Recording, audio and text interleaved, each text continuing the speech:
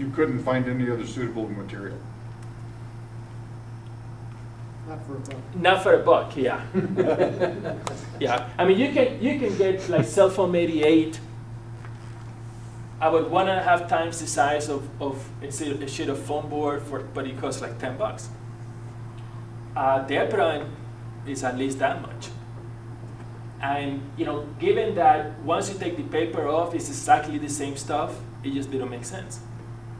And half an hour, 45 minutes, I got the paper off. It really seems like a lot of trouble to take the paper off, but it comes off in like one big chunk. Yeah, different brands. That's the key. Yeah, because if you buy the foam board from the Hobby Lobby Craft, which I know he bought some of that, and I made the same mistake.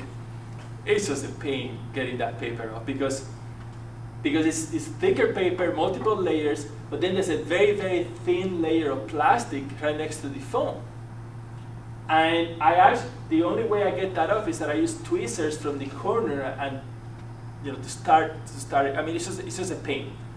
But the Dollar Tree foam board, because it's less expensive, it just has a thicker layer of just plain paper, and it just comes off easy.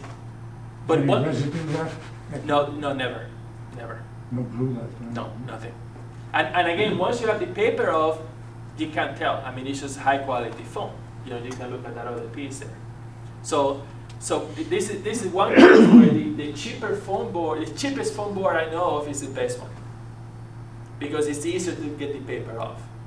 Because you can go to Walmart and pay $3 for Elmer's, which I've also fooled around with, and it's just more work, and you end up with something that's the same anyway. How thick is the board once you got the paper on?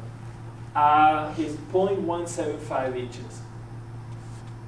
Well, It's a 1/4 inch with the paper. Yeah, so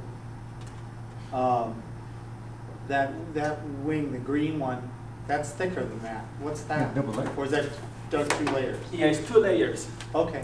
And I think this was like this.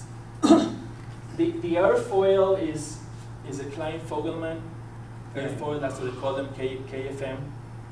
And I built most of them like this, which is with a step on top. And they fly okay, but they're very problematic. You need a ton of down thrust on the motor, and the CG, to balance it out, it actually had to be like 70% of the cord. It's just insane. I mean, it's just very, very unusual characteristics. And it seemed to be counter to my goal, because my goal was a very straightforward design that could be modified, and having such a strange active airfoil just didn't add up. So then I switched. This is called a KFM1. That's a KFM2. That one has a step at 50% on top. This one is 40% on the bottom. And it was like night and day. I mean, this is a completely normal airfoil. But it really changes the characteristics, because one of the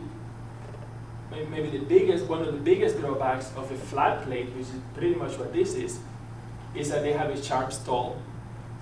And this one has great stall characteristics. I don't ask me how it works, because having the step on the bottom, how does that change the stall so much? I don't know. But it increases the lift, which is another problem with a flat plate. And for me, it worked out great because it strengthened it. And in fact, that was another big idea, which is having these dowels. Because most of them I built without the dowels. And I just didn't think I needed them, because I never broke a wing. In fact, I never broke a tail. As far as strength, my problems were all with the fuselage. But the problem was, and it took me forever to see this, is that the wing was just too flexible. So I will start flying fast. I mean, I see the same thing. I have a Parkson Vapor, which is a small indoor plane. And I see the same thing with that. You fly fast, and you kind of lose control because it's all flexible. And I was having the same problem with this. And you know, it never broke, but like it made flying inverted pretty much impossible just because it would be flexible and you couldn't have enough control and you couldn't do it. So then I added the dowels, and these are hardwood dowels from a craft store. So I paid like 25 cents for each one. And they're 1/8 of an inch, all of them. So there's one here, and there's one here on the balance point. And totally changed the characteristics. There's no dihedral, there's just a tiny little bit of bend in the foam, but it's really not dihedral. And it flies great. I mean, it wasn't a question of strength, it was a question of stiffness. Now, the other big idea was the fuselage, and it's a triangle, which I know some old-timer designs have fuselages like this. Of course, they're all wood, and it's a lot of little pieces of wood, which I didn't want to do.